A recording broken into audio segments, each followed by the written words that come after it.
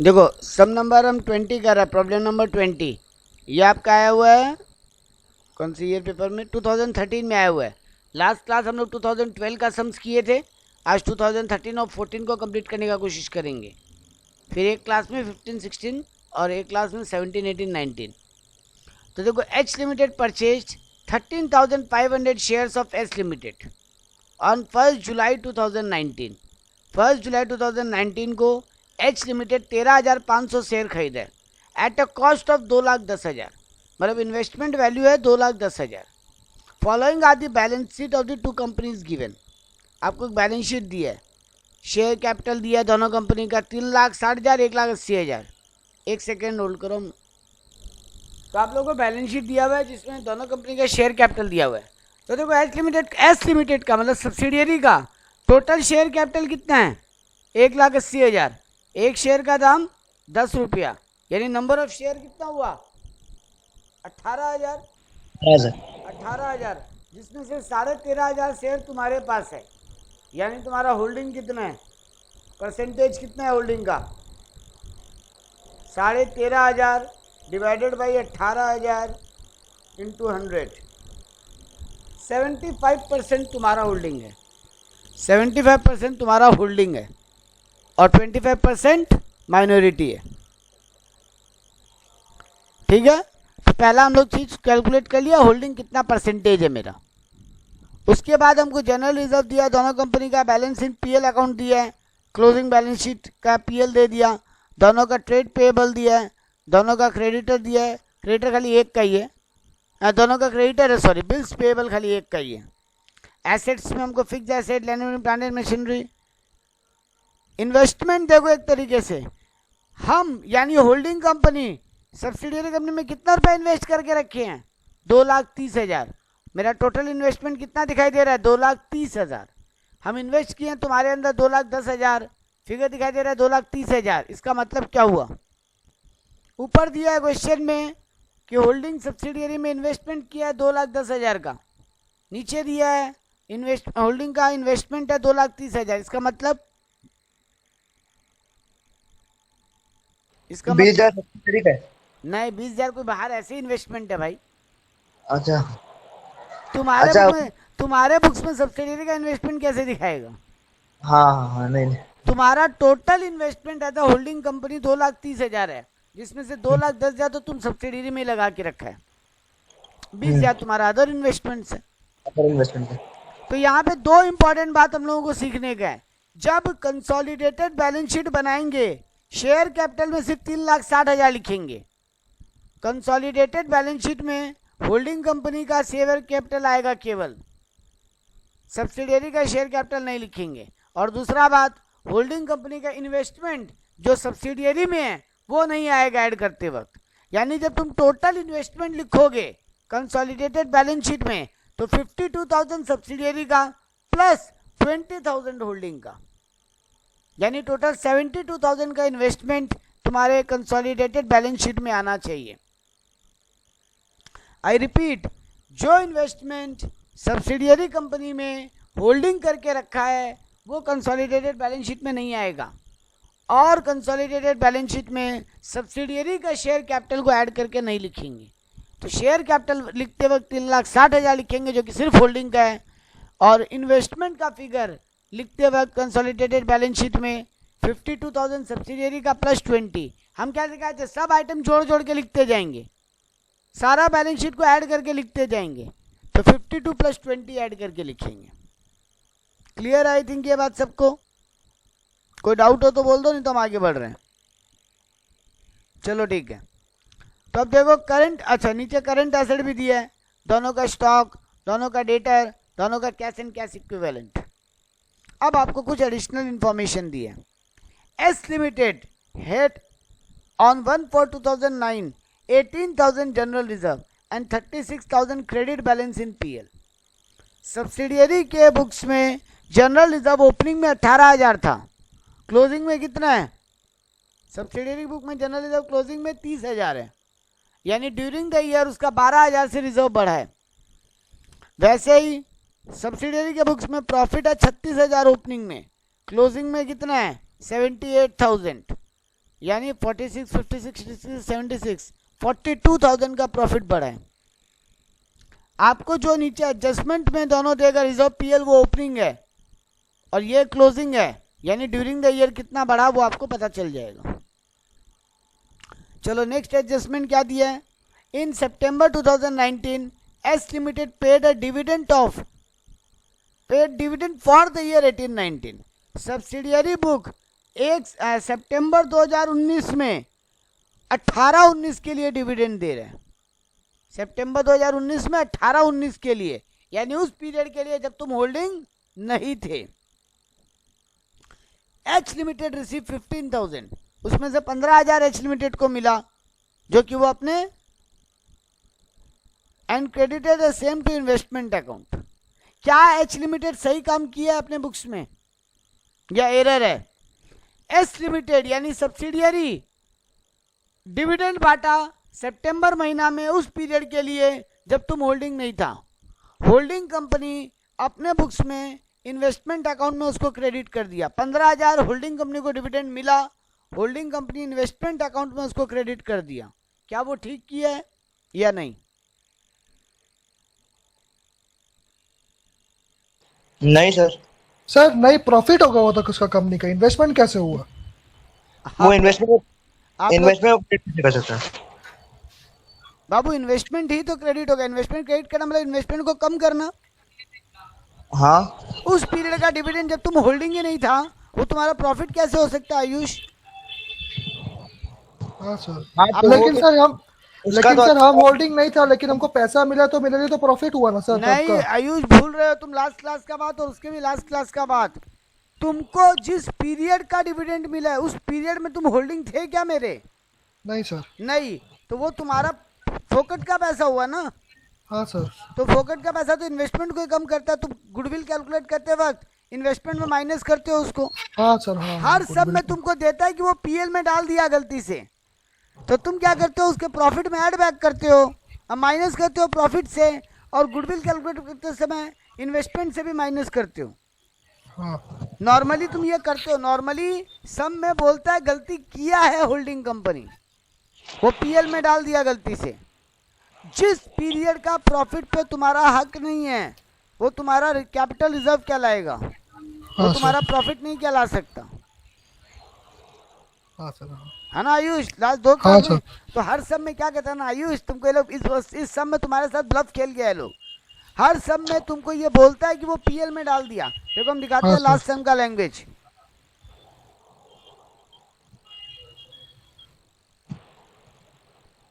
ये देखो यहाँ पे सेकंड नंबर एडजस्टमेंट देखो।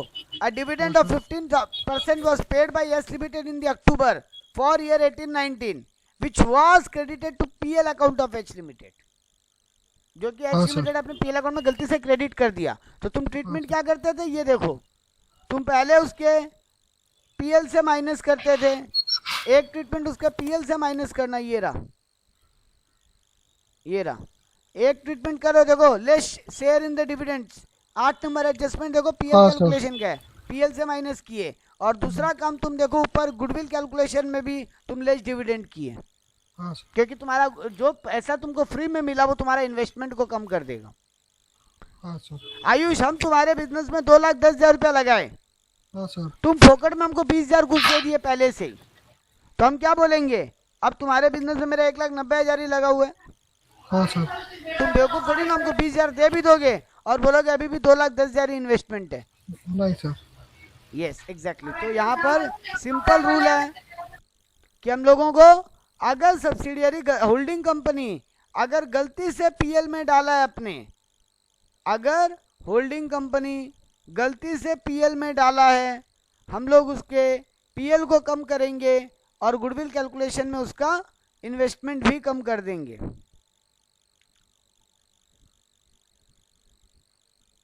हाँ, तो होल्डिंग कंपनी का पीएल में माइनस करेंगे और उसके कैलकुलेशन ऑफ गुडविल में इन्वेस्टमेंट से भी माइनस करेंगे अगर गलती किया है तो।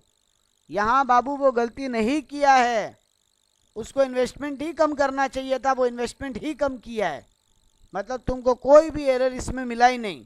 तो जब एरर ही नहीं मिला तो तुम कैसे एरर ठीक करने जाओगे? ठीक है, सब कोई को यहाँ पे? मनीष? हाँ सर। हाँ हाँ तो चलो आगे बढ़ते हैं अगला एडजस्टमेंट में। ये ब्लफ था, ब्लफ, कोई एरर ही हाँ। नहीं है और सब में दे रहा है, स्टूडेंट उसको एरर करके सॉल्व कर देगा। हाँ, कंफ्यूजन करने के लिए दिया है। हाँ कंफ्यूजन करने के लिए दिया है, क्योंकि हम लोग के जनरली दिमाग में वही आता है कि डिविडेंड दिया तो यहाँ से माइनस कर दो, हाँ और हम लोग माइनस कर देंगे, जबकि क्यों करे हो, तो गलती नहीं किया तो गलती सुधारनी है हम लोगों को। सही जो किया उसको थोड़ी सुधार, वो तो सुधरा वही वो है। तो सुधरा वही है। जैसे मनीष को थोड़ी नहीं सुधारेंगे, चिराग को सुधारना है हमको। मनीष सुधरा हुआ, मनीष क्लास कर रहा है, चिराग नहीं कर रहा है, उसको अब फोन करके सुधारना पड़ेगा हमको। हाँ सर। अच्छा चलो ठीक है, तो नेक्स्ट एडजस्टमेंट बढ़ते हैं। Plant and machinery standing in the books on S limited 1,20,000 on 1/4 was revalued at 1,40,000 on the date of acquisition of share.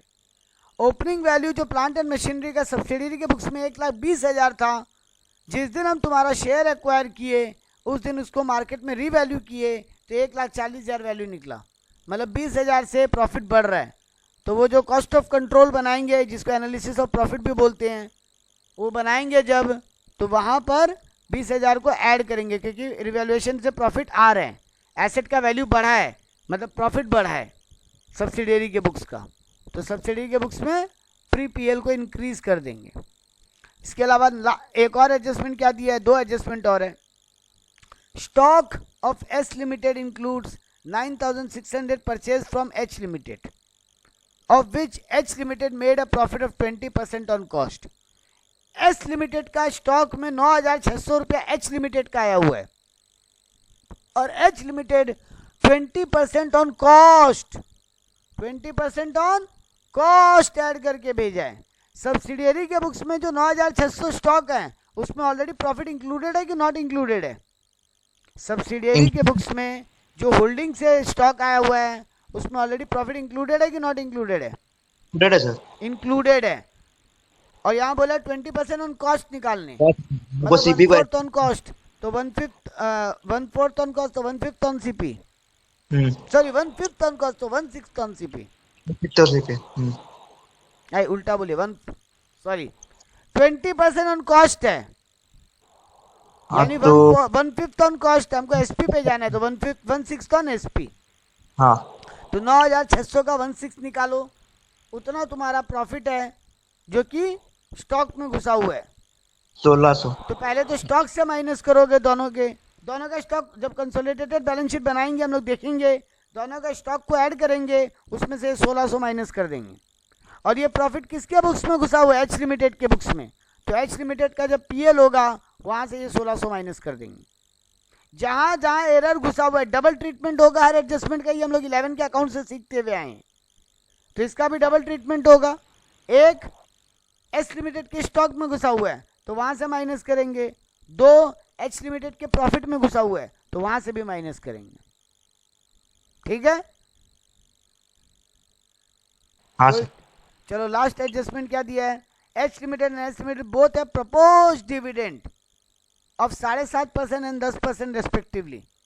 दोनों कंपनी प्रपोज डिविडेंड दे के रखा है, तो दोनों का प्रपोज डिविडेंड दोनों के प्रॉफिट को कम करेगा, तो वहाँ से उड़ा देंगे। तो अब हम लोग इसका एक एक करके ट्रीटमेंट स्टार्ट करते हैं।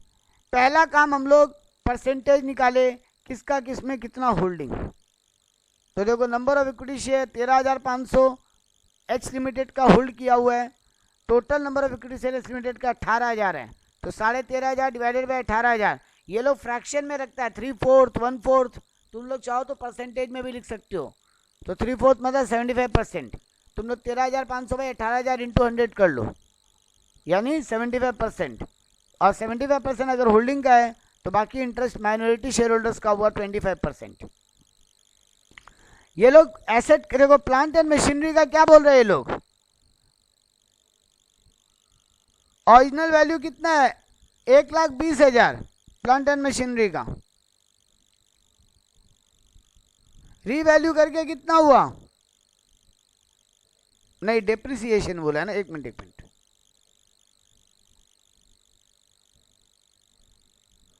ये लोग क्या बता रहे हैं, तुम्हारा एस लिमिटेड का ओपनिंग में एसेट का वैल्यू कितना था? 1,20,000। सब्सिडियरी के बुक्स में एसेट का वैल्यू था ओपनिंग में 1,20,000, एंडिंग में कितना वैल्यू है 1,08,000, तो 12,000 से एसेट का वैल्यू घटा है, 12,000 का वैल्यू घटा है, तो डिप्रिसिएशन का परसेंटेज कितना हो रहा है, दरकार नहीं था परसेंटेज निकालने का, तुमको तो फिगर से मतलब था। डिप्रिसिएशन 10% है, 12,000 डिवाइडेड बाई 1,20,000 इंटू 100, 10% रेट है, वो जरूरत नहीं था निकालने का, ये लोग निकाल के दिखाया, कोई दिक्कत नहीं है। अब एक एक करके वर्किंग बनाना स्टार्ट करो।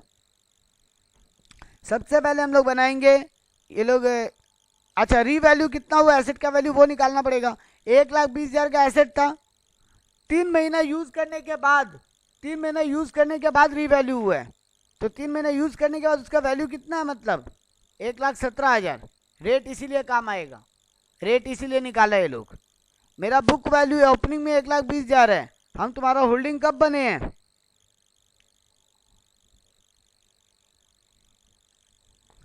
सब में कोई डेट दी है, हाँ 1 जुलाई को हम तुम्हारा होल्डिंग बने, 1 जुलाई को, यानी 3 महीना हम तुम्हारे करंट पीरियड में भी होल्डिंग नहीं थे, 3 महीना हम तुम्हारे करंट पीरियड में भी होल्डिंग नहीं थे, तो 1 जुलाई को हम तुम्हारा होल्डिंग बने हैं। तो 1,20,000 तुम्हारे ओपनिंग एसेट का वैल्यू था, 3 महीना यूज करने के बाद हम तुम्हारे होल्डिंग बने, तो 3 महीना का डिप्रिसिएशन 1,17,000। अब बोल रहा है जिस दिन हम तुम्हारा होल्डिंग बने उस दिन रीवैल्यू किया एसेट को, तो 1,40,000 का उसका वैल्यू बन रहा है, तो 1,17,000 का एसेट 1,40,000 का बन गया। तो कितना से एसेट का रीवैल्यू हुआ है, 23,000 से एसेट का वैल्यू रीवैल्यू हुआ है, मतलब 23,000 से एसेट का वैल्यू बढ़ा है।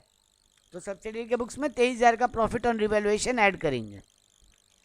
डिप्रिसिएशन भी निकाल के दिखाया, 1,40,000 का 10% 9 महीना के लिए और 1,20,000 का 10% 9 महीना के लिए, डिफरेंस इन डिप्रिसिएशन 1,500 आया। तुम्हारा एक्चुअली में 9 महीना के लिए डिप्रिसिएशन होना चाहिए था 10,500, डिप्रिसिएशन अंडर चेंज्ड, क्योंकि तुम रीवैल्यू किए हो तो तुम डिप्रिसिएशन का फिगर तो बदले नहीं, लेकिन तुम्हारा डिप्रिसिएशन का ही फिगर बदलना चाहिए था 1,500 रुपये से। तो 1,500 रुपये से एसेट का वैल्यू घटना है, तो एसेट कम होगा मतलब रिवैल्यूएशन लॉस। 23,000 से रीवैल्यू होकर एसेट बढ़ा है, 1,500 से एसेट का वैल्यू घटा भी है। अब एक एक करके एनालिसिस ऑफ प्रॉफिट बनाओ। देखो हम क्या बोले थे, पहले जनरल रिजर्व को पकड़ो, यही मेन है, ये वर्किंग सीख जाओ, काम खत्म, इस चैप्टर में और कुछ नहीं है। तुम्हारा opening value of general reserve कितना था 18,000 और opening value of PL 36,000। Opening value of general reserve 18,000 है सब्सिडियरी के बुक्स में, क्लोजिंग कितना है 30,000, यानी तुम क्या मान रहे हो 18,000। देखो लोग कैसे सॉल्व किया है, जनरल रिजर्व लिखा 18,000, 3,000 का तुम्हारा एसेट का वैल्यू 30,000 माइनस 18,000 इंटू 3 महीना, तुम्हारा डिफरेंस कितना आ रहा है 18,000 इंटू माइनस 30,000 12,000। 12,000 क्या पूरा 12,000 करंट ईयर का है, 12,000 करंट ईयर का इंक्रीमेंट है ना इन दी जनरल रिजर्व। हाँ 12,000 तो करंट ईयर में ही। लेकिन इस 12,000 में करंट ईयर में 3 महीना तो हम तुम्हारा होल्डिंग नहीं था, हाँ तो वो 3 महीना का रिजर्व जो है वो भी प्री रिजर्व ही माना जाएगा। हम क्या कर रहे हैं, हम रिजर्व को प्री और पोस्ट में बांट रहे हैं। तुम्हारे होल्डिंग बनने के पहले का रिजर्व, तुम्हारे होल्डिंग बनने के बाद का रिजर्व, तुम्हारे होल्डिंग बनने का पहले का पीएल, तुम्हारे होल्डिंग बनने के बाद का पीएल। तुम होल्डिंग बने 1 जुलाई को, मेरे को दिया भाई 1 अप्रैल को जनरल रिजर्व 18,000 है और 31 मार्च ईयर एंड में जाके जनरल रिजर्व 30,000 है, यानी तुम बोल रहे हो करंट ईयर में रिजर्व 12,000 बढ़ा। सबको एग्री करेंगे इस पे, करंट ईयर में रिजर्व 12,000 बढ़ा, लेकिन हम करंट ईयर में पूरा तुम्हारे होल्डिंग नहीं थे, करंट ईयर में 3 महीना हम तुम्हारे होल्डिंग नहीं थे, हम 1 जुलाई को तुम्हारे होल्डिंग बने हैं, तो अप्रैल मई जून हम 3 महीना तुम्हारे होल्डिंग नहीं थे, तो ये 3 महीने का रिजर्व कहाँ जाएगा फ्री में। तो देखो 30,000 माइनस 18,000 मतलब 12,000 इंटू 3/12, तो 18,000 तो प्री रिजर्व है जो तुमको बोला हुआ ये ओपनिंग डेट पे था, प्लस करंट ईयर का 12,000 में से भी 3,000 का रिजर्व प्री पीरियड को बिलोंग करता है, तो 21,000 का रिजर्व मेरा प्री पीरियड का है। कोई प्रॉब्लम,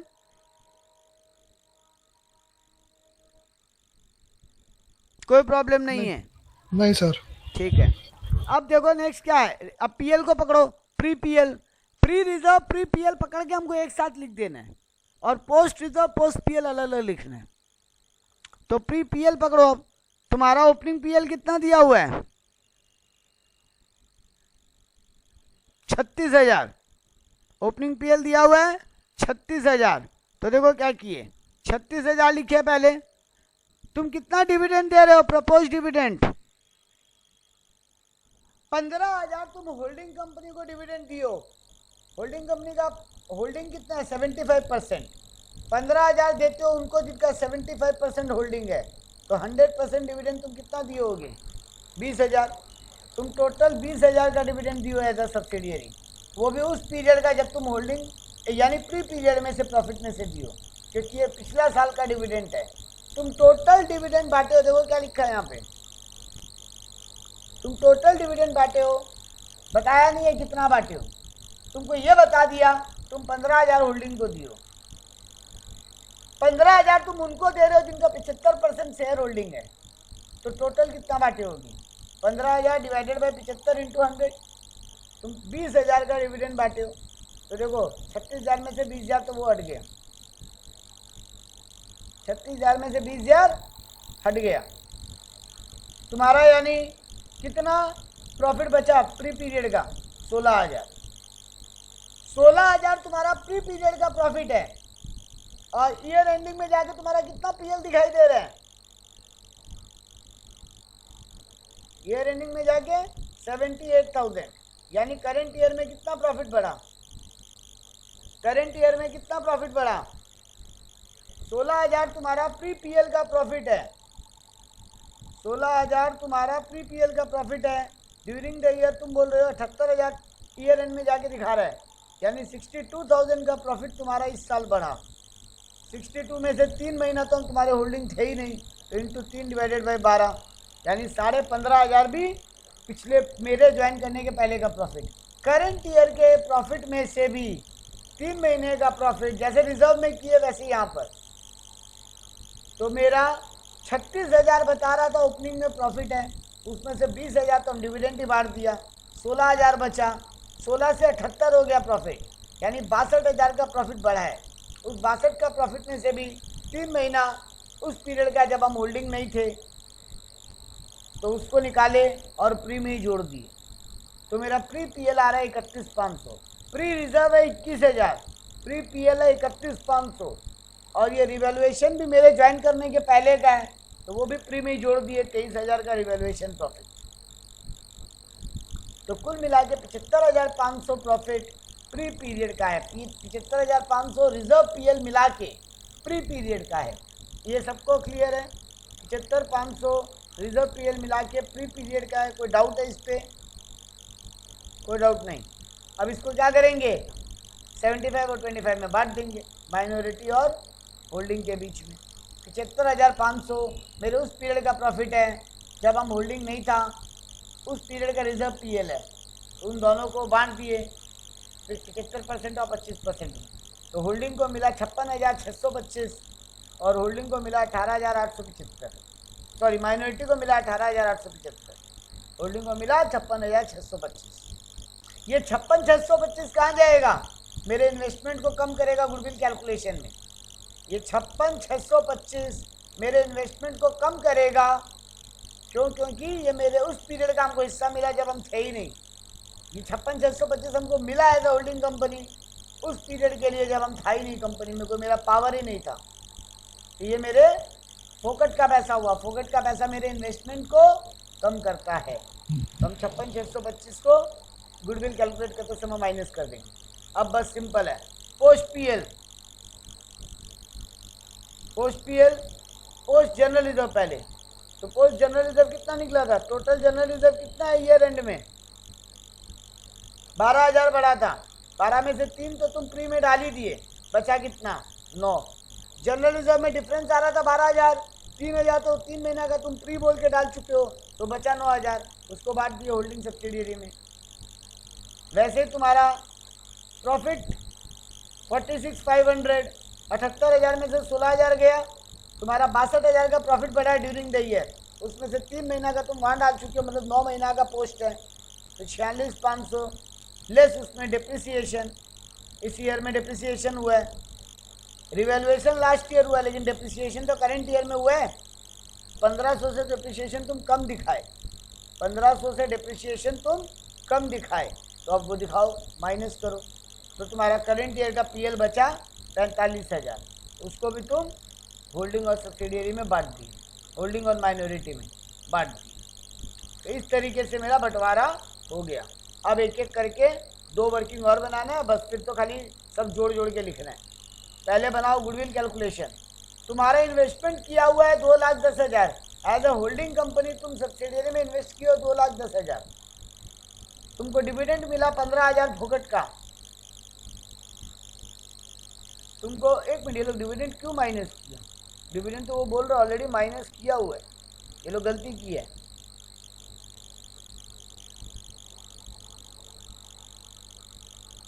नहीं, ये लोग गलती किया, ये लोग इन्वेस्टमेंट दोबारा माइनस किया, जो कि नहीं करना चाहिए था। जब डन अ ब्लंडर, इन्वेस्टमेंट दोबारा माइनस नहीं होगा, डिविडेंड दोबारा माइनस नहीं होगा, वो बोल रहे ऑलरेडी उसका घटाया हुआ है, तो डिविडेंड माइनस नहीं होगा। ये देखो 56,625 प्री एक्विजिशन का प्रॉफिट। तुम हमको क्या क्या दिए? तुम हमको 13,510 रुपया वाला शेयर दिए, मतलब 1,35,000 का शेयर दिए। तुम हमको 56,625 का पीएल दिए, करंट ईयर पास्ट ईयर का प्रॉफिट में हिस्सा दिए, प्री पीरियड का प्रॉफिट में हिस्सा दिए, प्रॉफिट और रिजर्व में फोकट का, वो भी मेरा इन्वेस्टमेंट को कम किया। अच्छा, 15,000 लोग इसलिए माइनस किया कि लोग डायरेक्ट 2,10,000 ही लिख दिया, जो तुम्हारा इन्वेस्टमेंट का वैल्यू था, जो तुम्हारे इन्वेस्टमेंट का वैल्यू था वही लिख दिया ये लोग। इसको 2,10,000 को लिखना ही चाहिए था, ये लोग को 2,10,000 नहीं लिखना चाहिए था, ये लोग को 1,95,000 लिखना चाहिए था। इन्वेस्टमेंट को 1,95,000 लिखना चाहिए था, क्योंकि वो बोल रहा है वो पहले ही इन्वेस्टमेंट को कम कर दिया। तुम्हारा टोटल इन्वेस्टमेंट 2,10,000 है और वो बोल रहा है वो क्रेडिट कर दिया इन्वेस्टमेंट अकाउंट को। ये लोग यहाँ पे गलती किया, ये लोग यहाँ पे 2,10,000 नहीं लिख के 1,95,000 लिखना चाहिए था, अलग से डिविडेंड माइनस करके नहीं दिखाना चाहिए था। खैर, ये लोग 2,10,000 लिख के 15,000 माइनस कर दिया, बात एक ही हुआ। हालांकि प्रेजेंटेशन में यहाँ 1,95,000 से सम चालू होना चाहिए था, क्योंकि तुम ऑलरेडी 15,000 का डिविडेंड बोल रहा है क्रेडिट कर दिया। तुम टोटल 2,10,000 इन्वेस्ट किए हो, 15,000 बोल रहा है ऑलरेडी क्रेडिट कर दिए, तो इन्वेस्टमेंट तुम्हारा 195 भी होना चाहिए था। यहाँ 2,10 लिखा है, इसलिए 15 माइनस करके दिखा दी, जबकि इस चार्ट में दिखाना नहीं चाहिए पहले।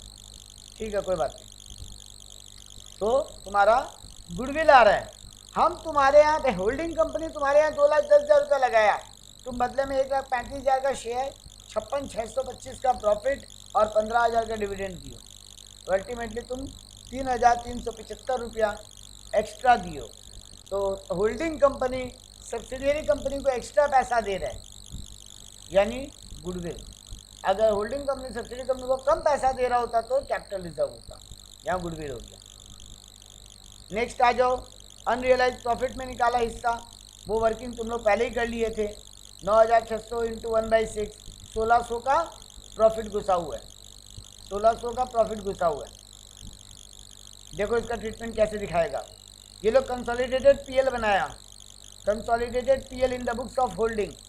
होल्डिंग का अपना प्रॉफिट कितना है? 87,000 होल्डिंग का अपना पीएल है, 87,000 होल्डिंग का अपना पीएल है। तो देखो 87,000 लिखा, उसको पोस्ट पीएल में हिस्सा कितना मिला? पोस्ट पीएल में हिस्सा हम लोग यहाँ बांटे 33,750, वो ऐड किया, और 1,600 का अनरियलाइज प्रॉफिट घुसा हुआ है उसके प्रॉफिट में स्टॉक के कारण, वो माइनस किया, तो कंसोलिडेटेड पीएल आया 1,19,150। अब बस बैलेंस शीट बनाओ फटाफट। देखो नोट्स टू अकाउंट बनाया और बैलेंस शीट में लिख दिया फिगर। नोट टू अकाउंट में शेयर कैपिटल देखो सिर्फ सब्सिडियरी होल्डिंग कंपनी का लिखा, शेयर कैपिटल सिर्फ होल्डिंग कंपनी का लिखा, सब्सिडियरी का नहीं लिखा। जनरल रिजर्व क्या किया? सब्सिडियरी कंपनी का खुद का जनरल, होल्डिंग कंपनी का खुद का जनरल रिजर्व कितना है? होल्डिंग कंपनी का खुद का जनरल रिजर्व है 36,000, और सब्सिडियरी के बुक से जनरल रिजर्व कितना मिला? 6,750। पोस्ट जनरल रिजर्व 6,750 मिला। अपना जनरल रिजर्व 36,000, वहाँ से 6,750 मिला, ऐड करके लिख दिया 42,750। पीएल अभी निकाले हैं, पोस्ट पीएल 1,19,150, वो भी लिख दिया। ट्रेड पेबल देखो, दोनों के बुक्स का ऐड किया, दोनों के बुक्स का ट्रेड पेबल ऐड किया, दोनों के बुक्स का बिल्स पेबल ऐड किया और लिख दिया। दोनों के बुक्स का फिक्स्ड एसेट ऐड किया और लिख दिया। प्रॉफिट ऑन रिवैल्यूएशन ऐड कर दिया क्योंकि एसेट का वैल्यू बढ़ा है। इन्वेस्टमेंट में देखो क्या किया, 2,30,000 का टोटल इन्वेस्टमेंट है, उसमें से 195 हटा। देखो यहाँ ठीक किया ये लोग महान लोग हैं। यहाँ 195 दे रहा है, लेकिन ऊपर वो कैलकुलेशन में वहाँ 2,10,000 ही लिख दिया। तो यहाँ पर देखो होल्डिंग कंपनी का टोटल इन्वेस्टमेंट 2,30,000 है, जिसमें से 195 सब्सिडरी के बुक्स में है। बाद बाकी अदर इन्वेस्टमेंट है वो तो लेंगे ही, तो अदर इन्वेस्टमेंट 35,000 लिख दिया। सब्सिडरी का इन्वेस्टमेंट 52,000 था, उसको ऐड करके लिख दिया। स्टॉक में देखो क्या किया, दोनों का स्टॉक जोड़ा और अनरियलाइज प्रॉफिट हटा दिया।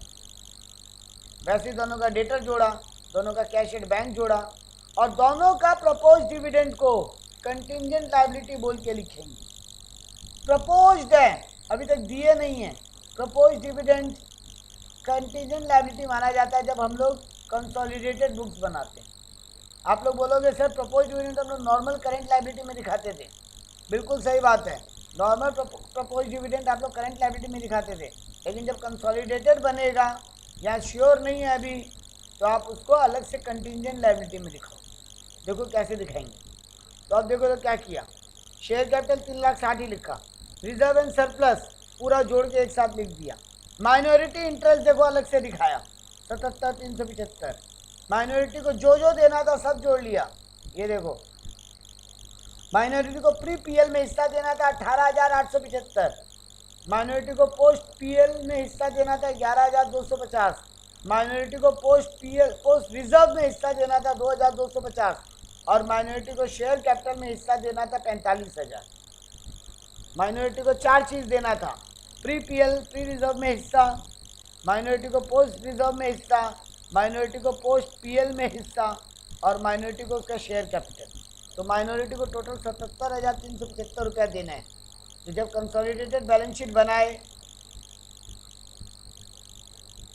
तब करंट लायबिलिटी के ऊपर या नॉन करंट लायबिलिटी के ऊपर भी बोल सकते थे, नॉन करंट लायबिलिटी था नहीं इस क्वेश्चन में, नॉन करंट लायबिलिटी के ऊपर और शेयर होल्डर्स फंड के नीचे दिखाओ, अलग से हेडिंग बना के। करंट लायबिलिटी दोनों का ट्रेड पेबल जोड़ के लिख दिया, फिक्स्ड एसेट दोनों का जोड़ के लिख दिया। गुडविल तुम इससे निकाले थे अभी गुडविल का स्टेटमेंट बना के निकाले तो वो गुडविल का फिगर लिख दिया।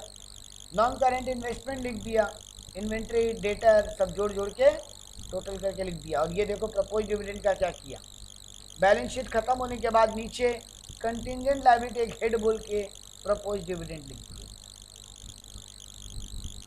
तो ये सम क्लियर है आप लोग को? किसी का कोई डाउट है तो बोलो।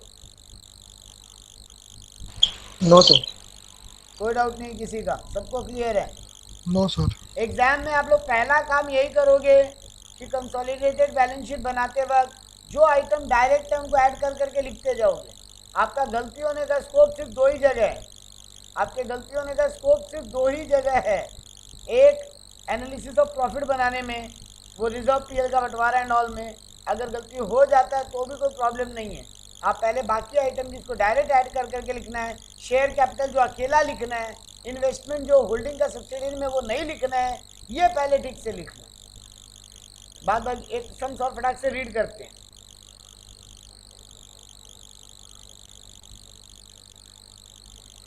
The balance sheet of Big Limited and Small Limited is as on 31/3/2020. Share holders fund दिया दोनों के बुक्स का, रिजर्व एंड सरप्लस दिया जनरल रिजर्व और पीएल, करंट लायबिलिटी में ट्रेड पेबल दिया है क्रेडिटर, एसेट में आपको फिक्स्ड एसेट दिया है, नॉन करंट इन्वेस्टमेंट दिया है, सिर्फ सब्सिडी होल्डिंग कंपनी के बुक में इन्वेस्टमेंट दिखाई दे रहा है, स्टॉक दिया है दोनों का, डेटर दिया है दोनों का, कैश एंड कैश इक्विवेलेंट दिया है दोनों का। अब देखो एडजस्टमेंट्स में क्या क्या दिया, 2014 का समय है। Big limited has acquired 75% small limited at 6 lakh रुपये। लो आपको परसेंटेज खुद ही दे दिया, कौन कितना होल्ड कर, आपको झमेला ही नहीं करना पड़ा। टोटल 75% शेयर तुम होल्ड कर रहे हो। कितना शेयर कैपिटल है सब्सिडियरी का? 3 लाख। 3 लाख का 75% कितना होगा? 3 लाख का 25% होगा 75, 2,25,000।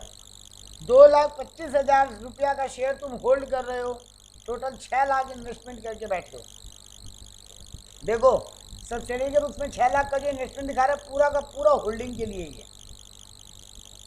1 जुलाई 2019 को तुम होल्डर बने हो, यानी अप्रैल मई जून 3 महीना तुम होल्डिंग कंपनी नहीं थे करेंट पीरियड में भी। तो जब पीएल बांटोगे करंट पीरियड का पीएल 3 महीना को प्री में डाल देना उठा के। Small limited as an opening balance देखो दे दिया। ओपनिंग बैलेंस बता रहा है तुमको तुम्हारे पीएल का 1 लाख रुपये है। ओपनिंग बैलेंस तुम्हारे पीएल का 1 लाख है और एंडिंग बैलेंस पीएल का कितना है सब्सिडी के बुक्स में? 2 लाख। यानी करंट ईयर में तुम्हारा 1 लाख का पीएल बढ़ा है। इसके अलावा तुमको क्या बोल रहे हैं? डिविडेंड तुम 18-19 का दे रहे हो 20% का, 30 सितंबर को दियो। और ये लो बिग लिमिटेड गलती कर दिया अपने बुक्स में। The dividend received by big limited is included in profit and loss account, यानी उसका पीएल से भी हटाओ और गुडविल कैलकुलेशन में इन्वेस्टमेंट से भी माइनस करो। उसके पीएल से भी हटाओ और गुडविल कैलकुलेशन में उसका इन्वेस्टमेंट से भी माइनस करो। कितना? 3 लाख शेयर कैपिटल है, 3 लाख का 20% डिविडेंड दिया है। 3 लाख का 20% मतलब 60,000 डिविडेंड दिया है। 60,000 में से तुमको कितना मिला है? 75,000। 60,000 में से तुमको मिला है 75,000। तो 75,000 तुम अब नहीं 60,000 का 75%, सॉरी 60,000 का 75% कितना होगा? 60,000 इंटू 75%, 45,000 तुमको मिला है। 45,000 टोटल 60,000 डिविडेंड बांटा है subsidiary company, 20% of the 3 lakh. उसमें से तुमको मिला है 45,000। तो तुम 45,000 अपने पीएल से माइनस करो और 45,000 तुम अपना वो गुडविल कैलकुलेट करते वक्त इन्वेस्टमेंट से भी माइनस करो। इसके अलावा क्या बोला है? Inventories of big limited 20,000 out of purchase 50,000 made from small limited in January 2020। Inventories include 20,000, stock में 20,000 इंक्लूडेड है। 50,000 का स्टॉक खरीदा था स्मॉल लिमिटेड बिग लिमिटेड से, सॉरी बिग लिमिटेड खरीदा था स्मॉल लिमिटेड से। होल्डिंग कंपनी खरीदा था सब्सिडियरी कंपनी से 50,000 का सामान, उसमें से 20,000 अभी भी स्टॉक में पड़ा है। And no payment has been made, मतलब दोनों के बुक्स में डेटर और क्रेडिटर खड़ा है, इजंट इट? दोनों के बुक्स में 50,000 का डेटर क्रेडिटर खड़ा है। हाँ सर। तो दोनों के बुक्स से 50,000 का डेटर भी, दोनों के डेटर को जब ऐड करके लिखोगे उसमें 50,000 माइनस करोगे, दोनों के क्रेडिटर को जब ऐड करके लिखोगे उसमें से 50,000 माइनस करोगे। अच्छा 20,000 का अभी भी स्टॉक पड़ा है होल्डिंग के पास, उसमें 25% ऑन कॉस्ट है। 25% मतलब 1/4 ऑन कॉस्ट, तो 1/5 ऑन एसपी। तो 20,000 का 1/5, 20,000 का स्टॉक अभी भी बचा हुआ होल्डिंग के पास। तो होल्डिंग के पीएल में ये प्रॉफिट घुसा हुआ वहाँ से माइनस करोगे और स्टॉक में भी ये प्रॉफिट घुसा हुआ वहाँ से भी माइनस करोगे। 20,000 का 1/5 यानी 20%, तो 20,000 का 20% 4,000। 4,000 रुपया होल्डिंग के बुक्स में प्रॉफिट घुसा हुआ है क्योंकि होल्डिंग कमाया है, तो होल्डिंग के पीएल से माइनस करो, खुद से खुद नहीं कमा सकते। और दूसरा क्योंकि कंसोलिडेटेड जब बना रहे हो मतलब तुम अपना ही बुक्स बना रहे हो और यही 4,000 तुम्हारे स्टॉक में भी घुसा हुआ होगा, तो जब दोनों का स्टॉक को ऐड करके लिखोगे वहाँ भी माइनस करो। There has been no change in journalism of small limited, very good. मतलब जर्नलिज्म में तुमको कोई झमेला ही नहीं दिया, वैसे भी जर्नलिज्म दिया ही नहीं है बुक्स में, है दिया। तो नो चेंज, मतलब ओपनिंग में तुम्हारा 30,000 ही रिजर्व था, क्लोजिंग में तुम्हारा 30,000 ही रिजर्व है, यानी ड्यूरिंग द ईयर रिजर्व में कोई एडिशन सब्ट्रैक्शन नहीं हुआ बस। तो अब देखो ये लोग पहले एनालिसिस ऑफ प्रॉफिट बनाया, जनरल रिजर्व लिखा 30,000, पूरा का पूरा प्री है तो 30,000 ही प्री रह गया। अब देखो पीएल लिखा 1 लाख, डिविडेंड 60,000 माइनस किए पहले क्योंकि डिविडेंड पुराना प्रॉफिट से दिया गया है, पुराने साल का डिविडेंड है, तो डिविडेंड माइनस किए 60,000, तो मेरा डिविडेंड तो मेरा प्रॉफिट बचा 40,000। अब देखो 40,000 मेरा ओपनिंग प्रॉफिट है एंडिंग प्रॉफिट कितना है 2 लाख, यानी ड्यूरिंग द ईयर हम कितना प्रॉफिट कमाए हैं 1,60,000।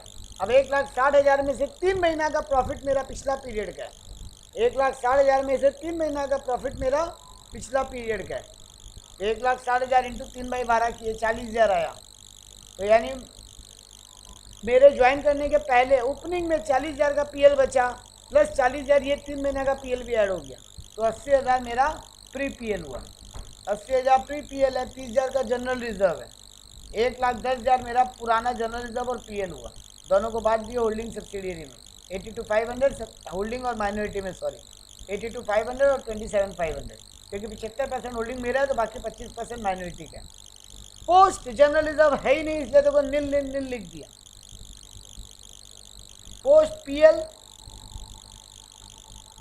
1,60,000 में से 40 निकल चुका तो बचा 1,20 को दोनों में बांट दी, होल्डिंग सब्सिडी में 90 और 30। अब बस अब क्या है, गुडविल कैलकुलेशन बनाओ। तो देखो इन्वेस्टमेंट हम किए हैं तुम्हारे यहाँ 6 लाख, तुम हमको फोकट का 45,000 डिविडेंड दे दिए, तुम हमको प्री पीएल में हिस्सा 82,500 दे दिए, और तुम हमको 2,25,000 का शेयर दे दिए। 3 लाख तुम्हारा टोटल शेयर कैपिटल है, 75% मेरा होल्डिंग है, तो 2,25,000, तो 2,47,500 अभी भी एक्स्ट्रा बच गया, मतलब तुम्हारे यहाँ गुडविल दिए। वैसे स्टॉक में देखो 4,000 प्रॉफिट तुम ही लोग बोले थे वो निकाल लिया। कंसोलिडेटेड पीएल बनाया, मेरा खुद का पीएल है 6 लाख, 90,000 हमको तुम्हारे यहाँ से पोस्ट पीएल मिला, तो 6,90,000, 4,000 का अनरियलाइज प्रॉफिट हटा दिए, और देखो डिविडेंड माइनस किए। पिछला सम में देखो डिविडेंड माइनस नहीं किए थे, पिछला सम में गौर करो, कंसोलिडेटेड पीएल बनाते वक्त डिविडेंड माइनस नहीं किए। देखो पिछला सम में कंसोलिडेटेड, क्योंकि कंपनी पीएल में गलती किया ही नहीं था, कंपनी उसको इन्वेस्टमेंट से ही माइनस किया था, यानी हम लोग को कुछ भी करने का दरकार नहीं था पीएल में। लेकिन इस सम में कंपनी पीएल में ही डाला है उसको, तो तुम भी पीएल से माइनस कर दी। अब बस सबको जोड़ जोड़ के लिखते जाओ और बैलेंस शीट बनाओ। सेम टाइप का ही सम आना है गाइस, एकदम डिट्टो सम आना है। नेक्स्ट क्लास में हम लोग 22 नंबर, एक काम करो 22 नंबर आप लोग का होमवर्क है, 2015 वाला सम आपका होमवर्क है, 15 और 16 आपका होमवर्क है, 15 और 16, 22 और 23, 2015 2016 आपका होमवर्क है, यानी 22